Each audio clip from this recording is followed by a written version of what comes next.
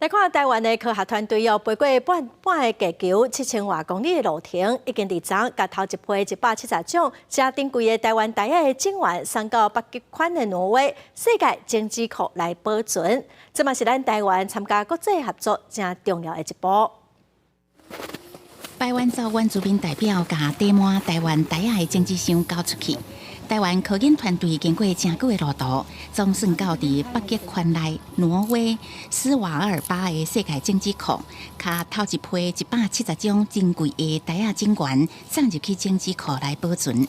Where gene banks all over the world can deposit copies of their seed samples. The Taiwan is now one of 114 different gene banks. There will be more than 1.3 million seed samples from almost 200 different countries. 专家点出，台仔是粮食安全、营养加应食农业重要的角色，因为伊会当适应可旱的环境，抗病力强，佫会当负担严重的气候变迁，佫较是原住民文化重要的代表。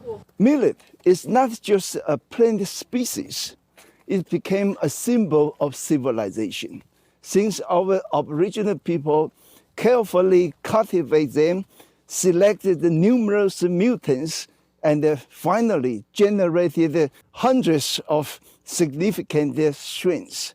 The millet is a very long history, over 4,000 years, a symbol to represent their life and faith.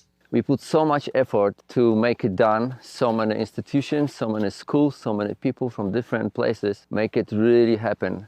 中央大学最近这几年成立极地研究中心，佮设立极地研究站，投入土地、水文这相关研究。台湾也为2009年开始，陆续加水稻10年这种源送入去这个经济库。团队后续要分配加400多种台仔的种源全部入库，为科学研究也佮农业的永续甲外交来尽力。记者综合报道。